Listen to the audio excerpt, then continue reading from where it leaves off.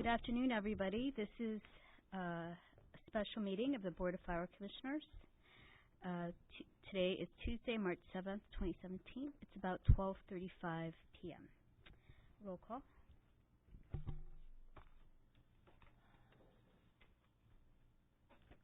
Let the record reflect that Commissioners Ibarra, Glazier, Ninberg, and Woods Gray are present, and you have a quorum. Thank you. Flag salute, a moment of silence.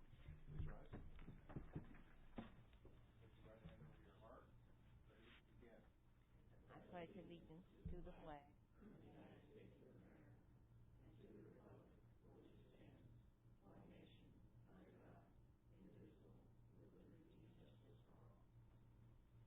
Please join me in a moment of silence in honor of past and present members of the Los Angeles Fire Department who devote their lives to the protection of our community.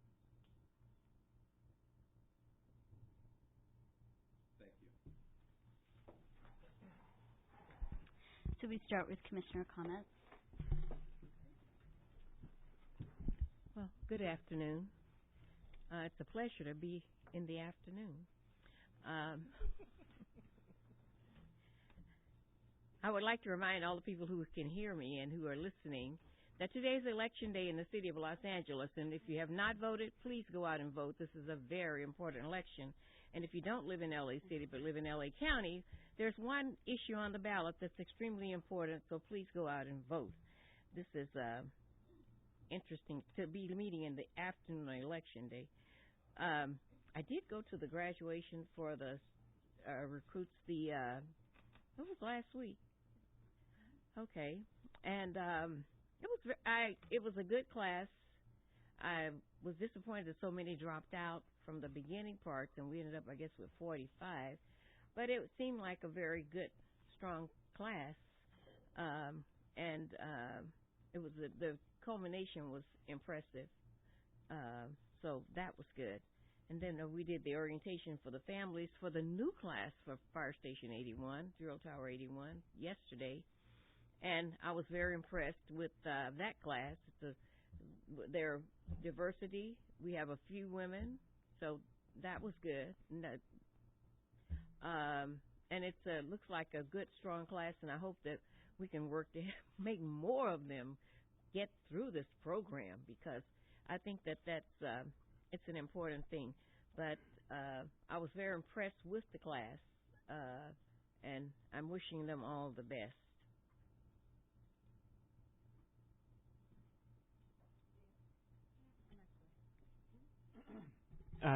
Ditto. Great. Enjoyed the graduation. Great to see it happening. And don't forget to vote. I lost my sticker, but I already voted today. So I hope everyone else takes time to vote. Same thing. Ditto, everyone.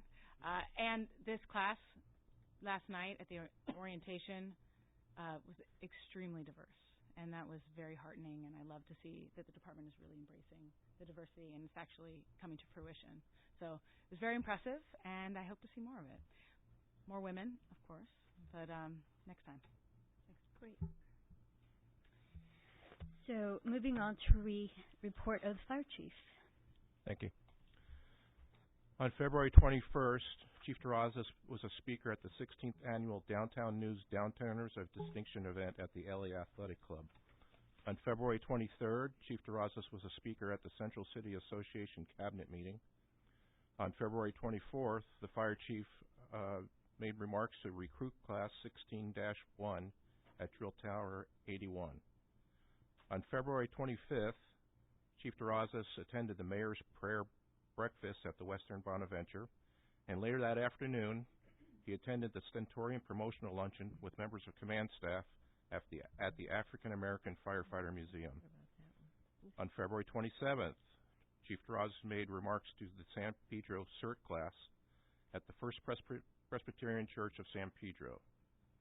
On February 28th, Chief Terrazas, with the members of command staff, attended a council presentation for firefighters from Fire Station 33 and Battalion 13 who honored firefighter Bryce Gutierrez from Fire Station 33, who made an incredible save at a structure fire.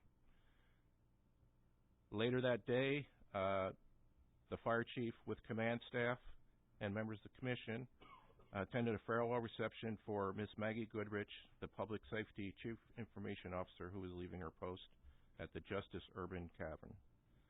March 1st, Chief Terrazas attended the Los Angeles Area Fire Chiefs Captains Academy in Burbank. March 2nd, the Fire Chief attended the Firefighter Graduation Class 2016-1 at Drill Tower 81. On March 4th, the Fire Chief attended the LAFD/LAPD St. Baldrick's fundraiser at Fire Station 89. And last night, Fire Chief, along with Command Staff, Commission, attended the Recruit Family Orientation for Class 2016-3 at Frank Hodgins Memorial Training Center. And that completes my report. Thank you. So moving on to 2B, which is verbal report by the Department on significant incidents from February 21 to March 6.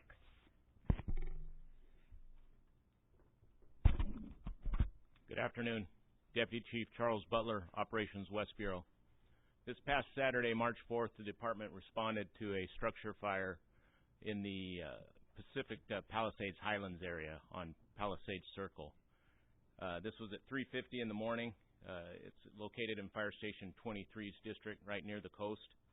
The fire was confined to the bedroom and upstairs bedroom of a two-story townhome. Unfortunately, the fire claimed the life of one female occupant who was in the bedroom at the time of the fire. This is the Department's third fatality this year. Second occupant was also in the townhome. She was on the first floor. She was treated and transported to a local hospital by firefighters. She was subsequently released from the hospital with no injuries. Department members performed in an exemplary manner in spite of the tragic nature of this event. They conducted a coordinated and aggressive fire attack and contained the fire to the room of origin. And I would just like to note that thanks to the efforts of this commission, Chief Terrazas, in collaboration with Councilman Mike Bonin and UFLAC, we restored Engine 69 last year, and 69 was the second-in fire company to this fire, and they were instrumental in assisting Engine 23 with establishing the hose line that ultimately put out the fire. And that concludes my report. Thank you. Do we have a verbal report by the medical director for the same time period? Good afternoon, Commissioners. Dr. Mark Eckstein, EMS Bureau Commander. Significant EMS incidents since our last meeting. On February 24th, 1926 hours and 41's first in, it was a high-profile death investigation with a individual that apparently hanged himself at the Magic Castle facility. Etiology was unclear, but this got obviously a lot of immediate attention. Sadly, the individual was beyond help upon arrival of our resources. On February 25th, in 1851 hours and 65's first in, there was a physical rescue traffic on 99th and Central, resulting in 5 patients, 3 of whom were critical. The total of 5 patients transported to area hospitals, and with a total of 7 rescue ambulances involved in the incident. An unusual double cardiac arrest in 64's first in on February 25th. Apparently, husband and wife in brief succession went down in cardiac arrest, both individuals in their 40s, and members from Station 64 provided resuscitative efforts. I don't have ultimate status at this time, but certainly a challenging, emotionally challenging and demanding incident for all concerned. On a positive note, on February 27th and 25's first in, a 21-year-old male apparently was electrocuted by copper wire from a light standard. Enter and Rescue 25 responded. They were able to get pulses back on this young man. Patient is still a county USC. He's awake, alert. He's extubated and expected to make a full recovery. So a very nice save on a 21-year-old. And also we had a save on the March 2nd. Rescue 266 and Engine 66 responded to a very young gentleman, 51-year-old, initial complaint of chest pain, went into cardiac arrest, and again, to the efforts of our EMTs and paramedics, they were able to restore pulses on this individual in the field. The patient started breathing on his own prior to transfer to the cath lab at Good Samaritan Hospital. That concludes my report. Thank you. Thank you. Thank you. And I understand we don't have presentations today. So moving on to the consent agenda items. Move to adopt items 4A through 4E. Second. All in favor? Aye. So then moving on to the regular agenda items, our first item was a report by the Department of LAFD Domestic Violence Action Plan, but we're going to reschedule it or have it come back for the 21st. So then the second item is 5B, is report by the department on the LAFD tiered dispatch system.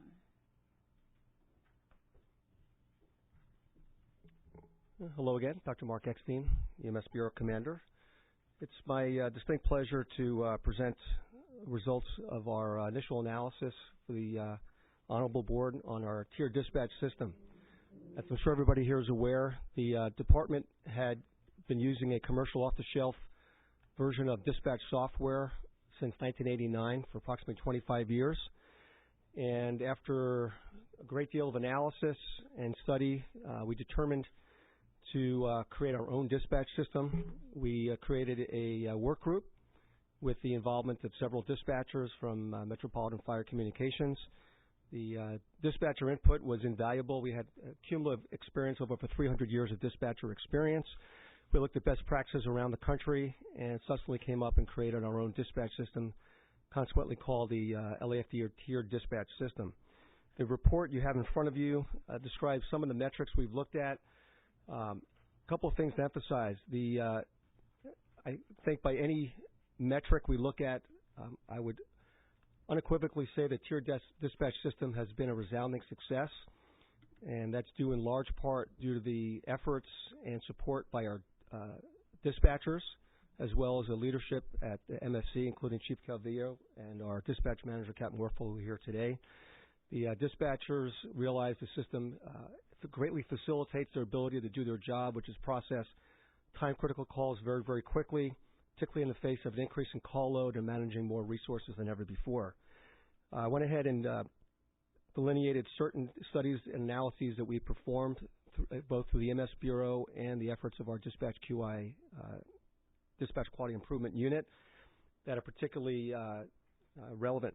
Number one is the impact of TDS on call processing times of time-critical emergencies. So we did basically before and after study looking at the previous software we used, which was Medical Priority Dispatch System, or MPDS, and we looked at confirmed time-critical medical emergencies based on actual EPCRs. And these were calls where every seconds really mattered, such as patients in respiratory arrest, cardiac arrest, major trauma, and so forth. And we looked at, before and after study, how long it took for our dispatchers to process the calls with the old system versus the new system. And you can see our call processing time went down from an average of 85 seconds to 68 per seconds, which was a relative decrease of 20%, which was statistically significant and truly clinically important for these types of patients. One of the other premises of the tiered dispatch system, we made a concerted effort with when we created TDS and with training and ongoing training and review through staff at MFC with our dispatchers is recognition of cardiac arrest, and we've continually emphasized the importance of dispatcher-assisted CPR. As everybody knows that when someone is a victim of sudden cardiac arrest, if there is no bystander CPR, that victim's chance of a meaningful recovery is almost zero. Consequently, Heart Association and multiple organizations and stakeholders throughout the country and the region have pushed community access CPR, sidewalk CPR, and compression-only CPR. As simple as it sounds, recognition of a cardiac arrest over the phone is not easy because our most salvageable patients often have what's described as agonal breathing. And again, that was one of the major tenets of the tiered dispatch system through training and ongoing feedback. And you might recall local press picked up one of our dispatch QI metrics back in 2012, where our dispatchers were only recognizing a little less than 1 out of every 3 cardiac arrests. Again, if we don't recognize cardiac arrest through dispatch and provide instructions for CPR, irrespective of how quickly we get there and the efforts of our firefighters and paramedics, again, the patient's chance of survival are almost zero. I'm very pleased to say that from a low of 32% in 2012 with the old system, we now have a CPR recognition rate with our dispatchers using TDS greater than 90%. We do 100% review of every field-confirmed cardiac arrest. We have our analysts at Dispatch QI listen to the calls. They evaluate the calls. They provide feedback directly to the dispatchers. If there are significant problems with the way the dispatcher handled the call, our dispatch manager, Captain Werfel, personally counsels the dispatchers. If it's significant and it's a sentinel event, then our dispatch manager counsels the entire dispatch center so everybody learns from these incidents. Our confirmed rate of dispatcher-assisted CPR, which is where the caller provides CPR due to the instructions of our dispatchers, went from 43% with the old system to 57% in 2015. It's even higher now, which is not only statistically significant, but it's the highest increase that's ever been reported in the literature. And the time to get hands on the chest also went down by almost a minute faster, which is extremely significant if you think about brain death happens in 4 minutes without CPR. So that's been a great success. As I mentioned, we have a very robust quality improvement system for QI. Again, 100% review of every confirmed cardiac arrest. There's also random reviews of every dispatcher, so the dispatchers all receive timely, constructive feedback. The calls are graded based upon from outstanding to immediate attention. This provided electronically as well as direct CE and feedback through our dispatch manager and floor captains. Finally, in terms of dispatch system on impact on operational efficiency, and this is very important, because we've gotten so much busier, the number of 911 calls has gone up considerably. As you know, the call volume for EMS has gone up 7.5%, which is unprecedented. We have a historic increase of 1 to 2%. So we are doing more with less after the closures and the budget cuts. And people have a tendency to think that they're busier because of TDS, when in fact the data shows it's actually quite the opposite. I don't know if we're able to manage the call load we have now without TDS. So if you look at item 4 in the report, not only is TDS more accurate, meaning that we constantly refine the system because we control the questions our dispatchers ask. We also control the algorithms that the computer sends for each algorithm. The rate of over-triage, which is where we send paramedic or advanced life support resources to calls that only needed basic life support, went down from 40% to 34%. Again, that's last year's data. Conversely, the rate of under-triage, where we send EMTs to calls that require paramedics, went down to 0.1%. So we're trying to manage patient safety, but only send the most appropriate resources. I think a metric that is extremely compelling, while our EMS call load during the study period went up 7.4%, the number of resources that we dispatched only went up 0.6%. I think that metric really underscores just how efficient the system is operating, not only clinically, but in terms of maximizing operational efficiency of doing more with less. Another way to look at that is that with using the old system with the old algorithms, if we had to process the same number of calls last year with the old system, we would have dispatched over 36,000 additional resources than what we already sent. So in summary, we have a very highly scrutinized system. Most of the metrics you have in front of you have either been published or are being published in the medical peer review, so it's subject to outside scrutiny.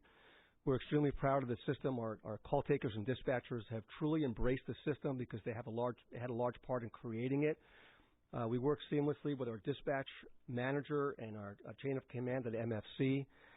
And the fact that our folks believe in the system and realize it's a great tool to enhance their ability to save lives, because no matter how many more resources we're able to put out in the field, it's what dispatchers do in those 5 minutes before we get there in terms of emergency instructions often mean the difference between life and death. I'll be happy to take any questions you might have.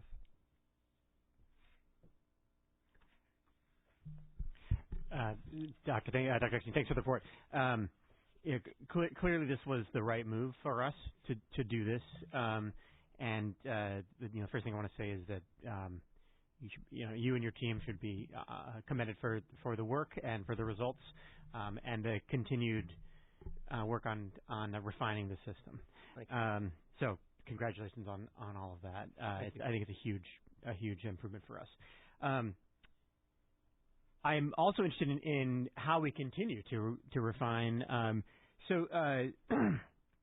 specifically, thank you for the numbers on the over triage versus under triage rate. Certainly, obviously, if we want to have a number that we control first, it's that under triage because we obviously would rather over triage than under triage for a dispatch. So that's a good number. The over triage number, to your point, is really a case of efficiencies and how are we operating most efficiently. It's clearly going in the right direction. I'm curious, what do you think drives that number? And what are the opportunities for further refinement? And what do you think the best case is? I mean, obviously you want as low as it can be, but I'm curious what you think the best case that we could be shooting for over the course of the next medium term future might be, and what the right way is to sort of continue to reduce that number. Well, first of all, thank you for your compliments. Great team effort. To your point, which is a very good question, just in terms of perspective, an acceptable over triage rate for trauma centers, meaning for every 100 patients that go to a trauma center, an acceptable rate of over triage is 85%, meaning only 15 out of every 100 patients that go to trauma centers ever needed the services of a trauma center. So obviously you're trying to balance operational efficiency with under and over triage. To answer your question, I think if we can get to about 25% rate of over triage, I think we would be as highly efficient as possible. There's always going to be, we're beholden to what someone tells us over the phone. It's telephone triage. If and when we get to the point where people FaceTime 911, which I think we'll get to, we can actually see what our call takers will visualize the scene. But we're also not only looking at ALS and BLS over triage, when we constantly refine the algorithms, the efforts of EMS QI, dispatch QI, looking at EPCRs, feedback from the field, feedback from MFC members. We also have a number of incidents now where instead of sending an engine and rescue, we send a rescue only or an engine only. A good example of that would be traffic accidents. We transport less than 3 out of every 10 traffic accidents because of the traffic in the city and the way cars are built. Most traffics are non-injury. So we don't dispatch ambulances on most traffic accidents. We send a fire company to triage, provide scene safety, a washdown, everything else, and then if they need an ambulance, they call for an ambulance. Similarly, person down. Everyone has a cell phone or smartphone on them. They see someone down the street, particularly with the explosion in the number of homeless individuals. So we often have someone drive by, they say someone's down the street, and they can't give information as to the life status of that patient.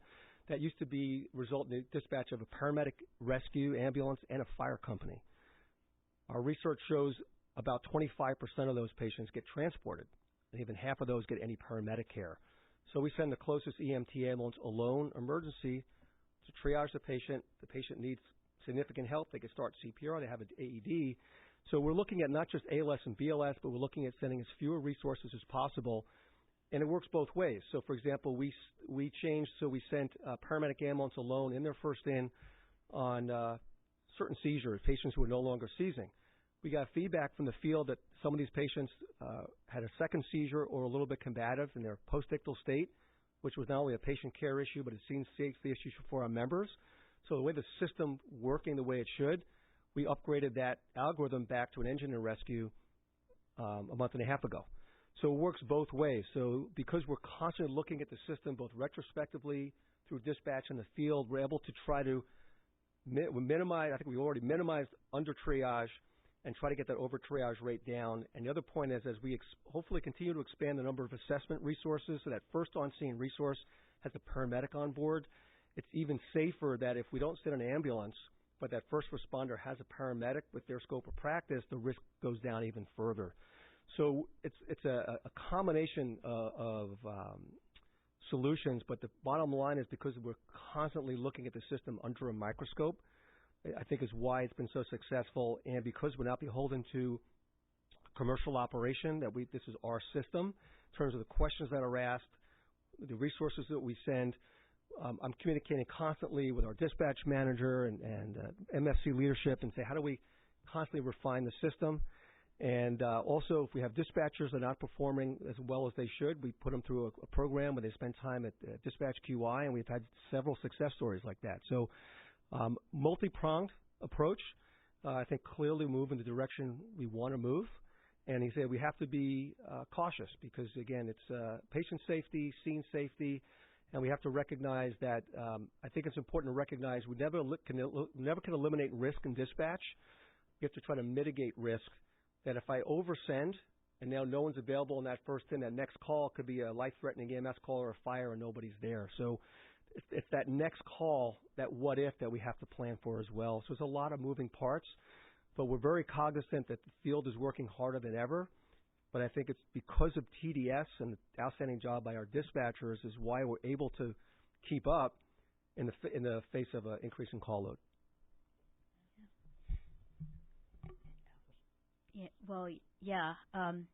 First of all, congratulations, because I remember this is one of the things that happened during our first year.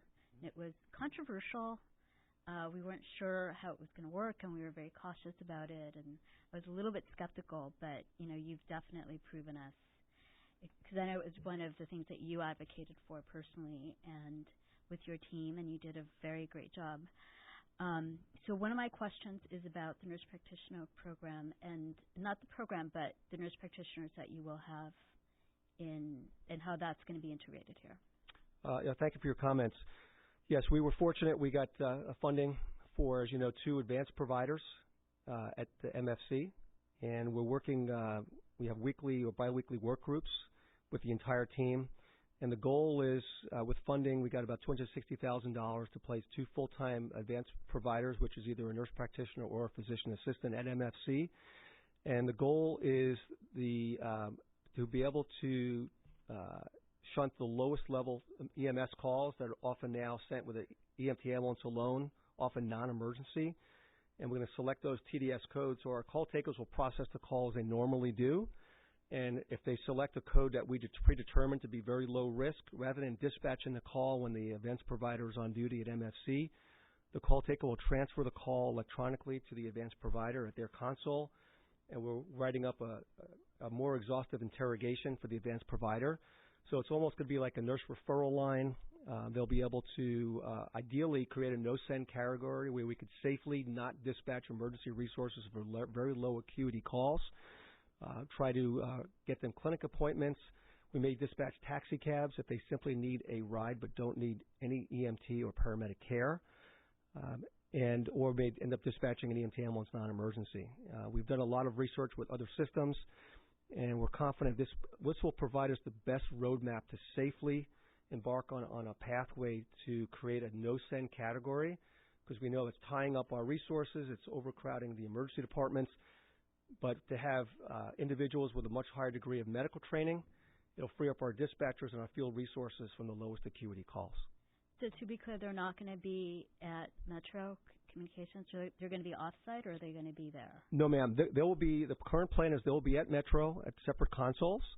The call takers we have now will dispatch will process the calls they normally do, ascertain that the address, callback number, go through the script they go through now to identify any potential life threats.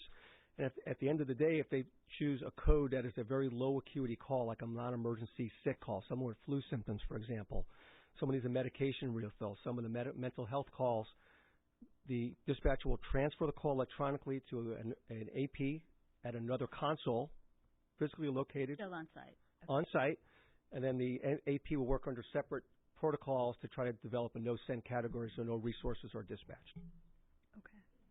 We're very excited about that program. We're a lot of moving parts to it, both in terms of logistics and training and hiring.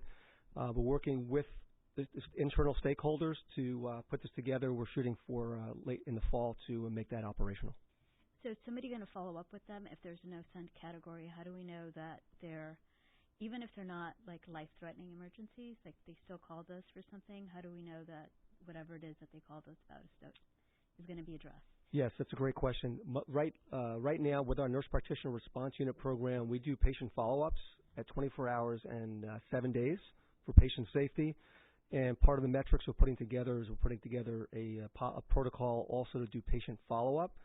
There's a callback number to follow up with these patients 24 hours and 7 days to ensure patient safety. Because obviously, like anything else, you don't send as an element of risk. But again, when we send to a very low acuity call and we're tying up our scarce resources, there's a risk there as well. So we're trying to put as many parameters in place to maximize patient safety as we embark down this pathway towards a no-send category. Madam President, I'd just like to commend Dr. Epstein for another job well done. He's you can hear the passion in his presentation. And for the report, it's a very thorough report and has a lot of information in it that I think is really valuable. And it's working to help us to make our citizens safer. And so I commend you for your work and for your creativity in helping to carry out the plan for the fire department. Thank you very much for that. Appreciate it. Great teamwork. Yes, I want to echo your sentiments as well. No, thank you so much. These numbers are incredible. That, you know, you can, what was it? You went from 40-something% to 90% survival? Yeah, cardiac arrest recognition went from 32% to over 90%. I mean, yeah. You know, these are huge wins, and I want to thank you as well. You know, I wasn't here to, you know, for the other system, but it's very impressive. And the data that you're collecting is also impressive. You mentioned about the resources. I know that, you know, call load's gone up 7%. Are you tracking where we need to put resources and additional resources? I assume you are, but just trying to figure out how we can make you the most effective using the system. I know that this is, so just wondering about where the resources that you see that we could use. Yes, certainly. Matter of fact, we met today. The fire chief has ongoing meetings, a deployment work group in terms of limited budgetary availability through the various experts in the department and fire stats and all different kind of dispatch metrics. The fire chief, again, we just met this morning, look at it, the way to optimize deployment in the face of, you know, limited dollars and limited resources. Yes, ma'am. Okay, excellent. Thank you. And thank you so much. This is incredible. Thank you very much. Okay, just a couple other questions. As you very eloquently summed up the need to balance appropriate triage with, you know, how you're sending resources in the field. I'm curious about the dispatcher role in that in terms of how many questions they ask. You mentioned looking at PCR data and thinking about, you know, the analysis in terms of what you send. Can you talk a little bit about how you continue to refine the script or sort of the freedom to ask more questions before you say, look, you've got enough information, just get a resource out the door. Does that make sense? The question make sense? Yeah. So the Universal Interview Protocol, UIP, the incident creation is very rigid. There's really not much flexibility or discretion allowed by our dispatchers unless there's some language barriers and so forth. The bottom line is they confirm the address, which is, you know, with majority of calls now are by cell phones, which is more challenging. So our dispatchers not only trying to listen to auditory clues and with people's language barriers, they have to elicit the address. They have to confirm this nearest cell site tower on a map. So they're multitasking to confirm the address, and they go through a set of questions. You know, if they're with the patient now, is the patient awake? Can they wake them up? And if the answer is no, we have about 9 or 10 categories. That's immediate dispatch, which are the highest likelihood to be time-critical, life-threatening type calls. And even to that end, because of the kind of the Boyle-Crye-Wolf syndrome, we had a high degree of over-triage with chest pain. Chest pain over 40 was immediate dispatch. And working with my team, we realized, you know what, it was a small percentage of those were patients having heart attacks. So we refined it, and because we have experienced dispatchers, all of whom are sworn, who have field experience as EMTs and paramedics, we said the chest pain call over age 40, the patients have to have some priority symptoms. They're short of breath, they have nausea, vomiting, they have a history of heart disease and so forth, previous cardiac disease. And our dispatch manager trained them in that change in January, and the percent of calls, chest pains immediate dispatch, went down considerably. So there's limited discretion for incident creation because the key is get the address, confirm the callback number. If the patient is sick, unstable, one of the key elements is we have in the script that our call taker reassures the caller, I'm sending you help now. You know, the main thing the caller wants to know is, I'll answer your question, but tell me the help is on the way because they think the person on the phone is coming to their home. So that's all in the script. And again, it's a fine line between number of questions and everything else. In terms of your question of who we send, once the call taker selects a dispatch code, We determine on the back end that's invisible to the dispatcher what algorithm is assigned in the CAD. The algorithm will go ahead and send the resources. Got it. So the working theory here is that we don't really want freelancing in terms of what our dispatchers are asking, but we're using rather research and empirical data to say, okay, having looked at the script that we've got and how we're dispatching, we're going to make a really deliberate change in terms of maybe we're going to add a question in on this category because we see that that's going to have the desired effect on either over triage or under triage. That's absolutely right? Correct. And other thing is, scene safety for our members and civilians is a key issue. So, for example, with traffic accidents, they ask any hazards present, such as wires down, sheared hydrants, things like that. We've had, incidents where civilians would-be Good Samaritans were electrocuted when wires were down at a traffic accident. So, certain types of incidents, they have to ask scene safety questions, but clearly from our expertise as well as looking at best practices around the country, you cannot allow freelancing the main questions, otherwise you will not be able to detect not only life threats, but you'll miss those cardiac arrests, and again, the dispatchers could fall into bad habits. So we eliminate questions that don't go anywhere, but the dispatcher, what's gratifying for me, the dispatchers tell me they no longer feel like they're fighting with the callers all day. This system we've created collaboratively is a tool that facilitates their job and facilitates the job of the field, maximizes patient safety as well as safety for our members. And presumably having consistent interactions actually gives you a far more informative analytics, because if everybody's asking the same thing, then you actually have a really good record there to actually decide whether to change something or not, versus having to determine whether or not somebody was doing something different with multiple variables in that case. Right. So okay, that makes sense. On the what you send piece, I've noticed over time, the sort of the balance of whether you send an 800 unit out versus an engine, that seems like it's kind of constantly being tinkered with. I don't know if you can talk a little bit about that particular aspect of the work. Yes, that's. I hate to use the word tinker, but we definitely do modify that. I mean that as a technical term. So we look at what is our transportation rate for every dispatch code. So, for example, with traffic, persons down, if we're transporting less than 3 out of 10, it makes no sense to send an ambulance because I'm tying up our scarcest resource. Mm-hmm. We also consider things like scene safety. So on a freeway, we want an engine or a life force for scene safety, one heavy apparatus, things like that. We need extra staffing for combative patients.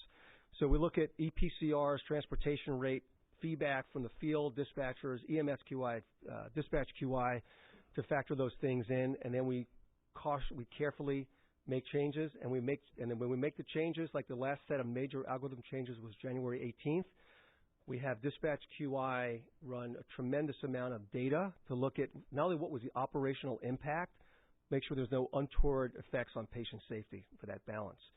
So the biggest change right now in terms of your question, doing more with less, for non-emergency responses, the CAD now will look for an 800 or EMT ambulance within 7 miles, mm-hmm. which is the furthest we've ever gone out, and I'm not sending engines ahead anymore. So to me, if there's no life threats identified by the dispatchers, the person can wait 20 or 30 minutes for an ambulance, as opposed to tying up paramedic rescues or having an engine sit there and then no one's covering the district. So we look at metrics under a microscope, as well as field feedback from the field and our dispatchers, and we make these changes very, very carefully, and then we monitor the effect of the changes to make sure we didn't overshoot or undershoot. Great. Okay. A little while back, we talked about whether or not you had the budget resources and the staffing resources to ensure ongoing support, because obviously when we switched to a homegrown system, we were no longer paying a third party to provide technical support.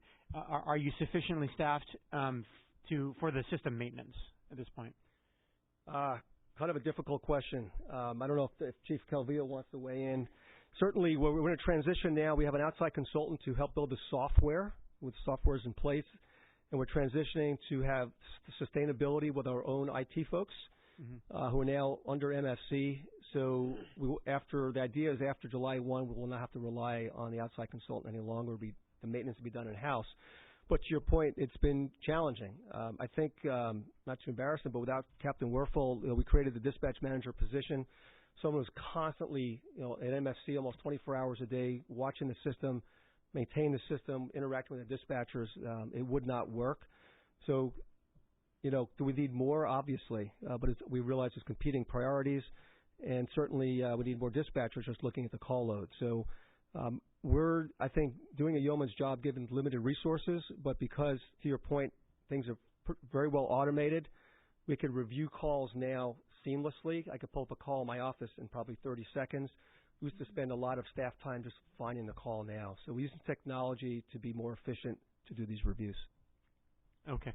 Well, it's something to certainly keep an eye on to make sure we are, we have that sufficient support in there. With our new Chief Information Officer who started yesterday, I think certainly from a technical standpoint, I think he's going to be a huge ally for you in terms of thinking about how to optimize that support. So I look forward to seeing the benefits of that new hire in this regard. My last suggestion here is that you share the data with the field. I'm out there with some frequency. I think there's a lot of misconceptions, frankly, about the system out there based on personal experience of like, oh, well, I'm much busier now because of this, and they're not as busy or X, Y, and Z. I always feel like transparency is an effective way to, it can be effective. And so I encourage you to share out, even if it's this report, but share this with the field so they understand that overall the benefits to the system are good. There are benefits to the system and there are benefits, overall.